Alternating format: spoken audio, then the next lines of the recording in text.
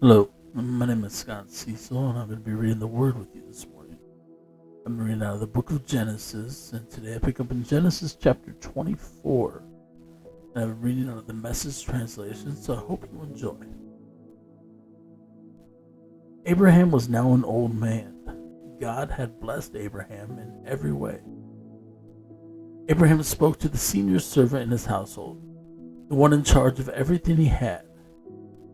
Put your hand under my thigh and swear by God, God of heaven, God of earth, that you will not get a wife for my son from among the young women of the Canaanites here.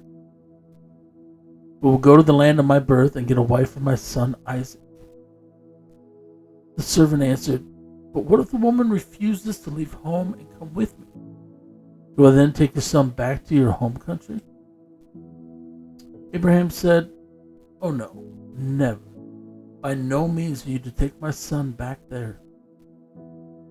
God, the God of heaven, took me from the home of my father and from the country of my birth and spoke to me in solemn promise.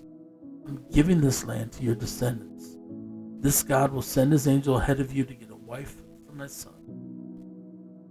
And if the woman won't come, you are free from this oath you have sworn to me. But under no circumstances are you to take my son back there. So the servant put his hand under the thigh of his master, Abraham, and gave a solemn oath.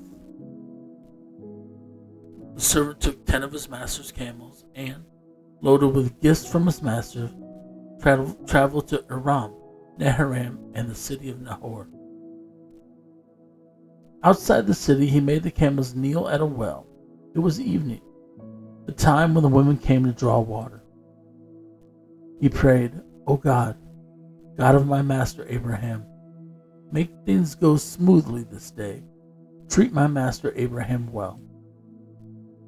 As I stand here by the spring while the young women of the town come out to get water, let the girl to whom I say, lower your jug and give me a drink, and who answers, drink, and let me also water your camels.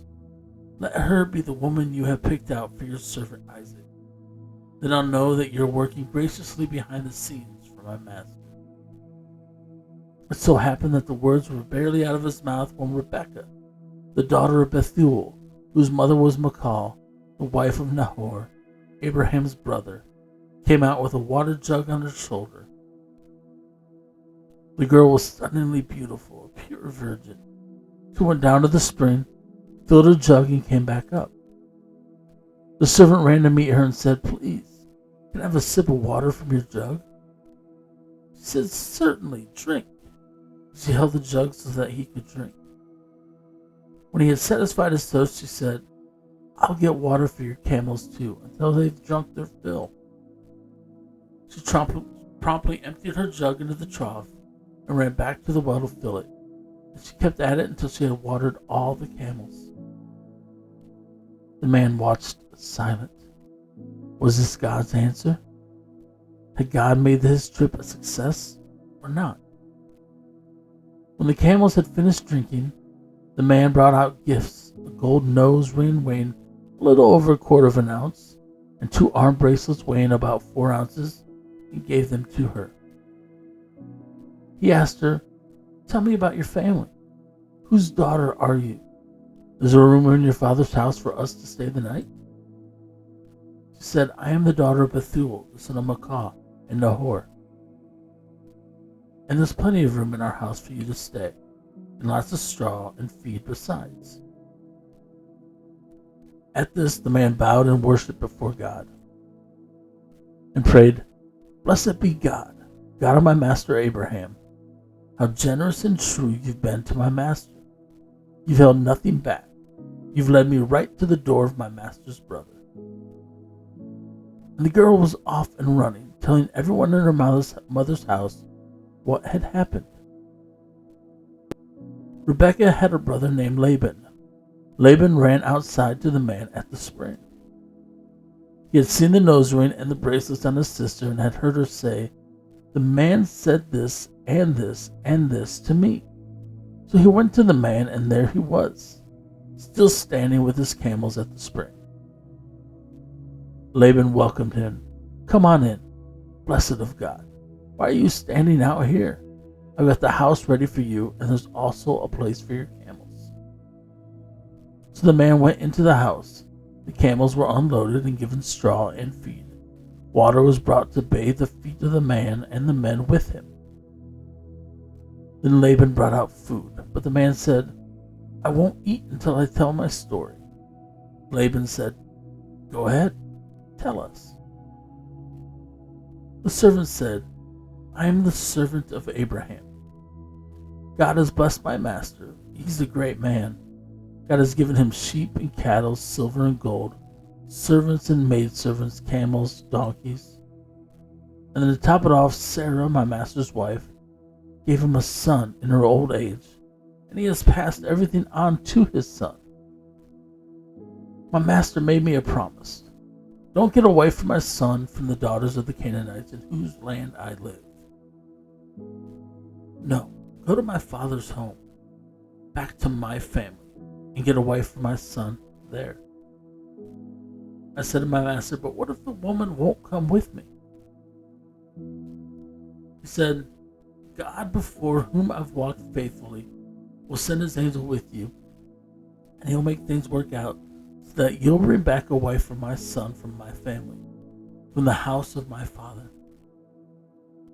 Then you'll be free from the oath. If you go to my family and they won't give her to you, you will also be free from the oath." Well, when I came this very day to the spring, I prayed, God of my master Abraham, make things turn out well in this task I've been given. I'm standing at this well when a young woman comes here to draw water, and I say to her, "Please, give me a sip of water from your jug." And she says, "Not only will I give you a drink, I'll also water your camels.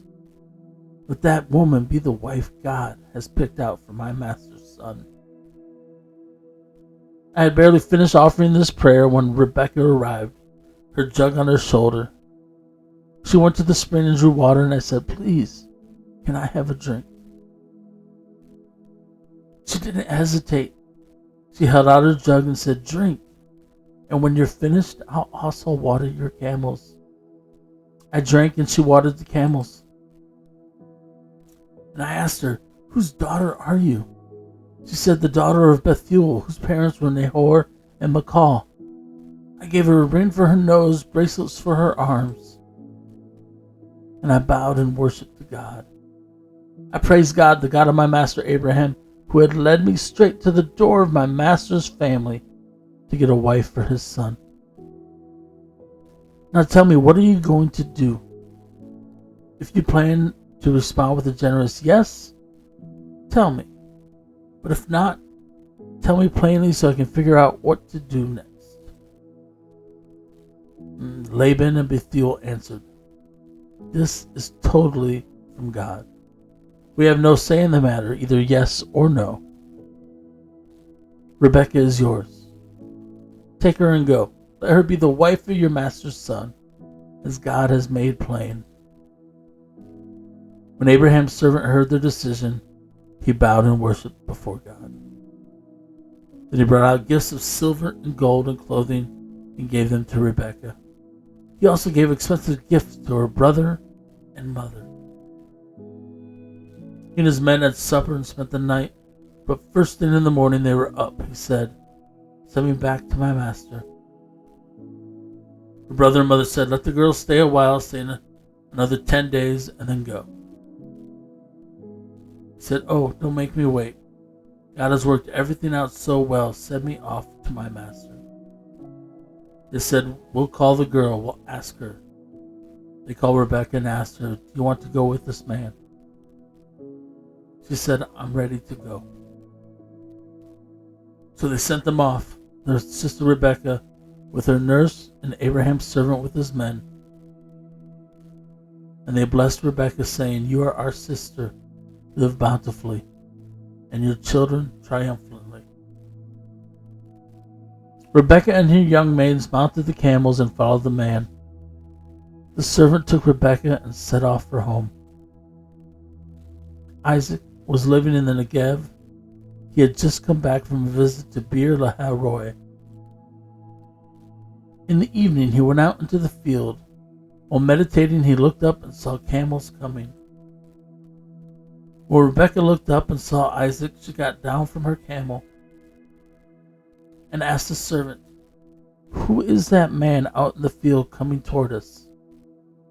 "That is my master." She took her veil and covered herself.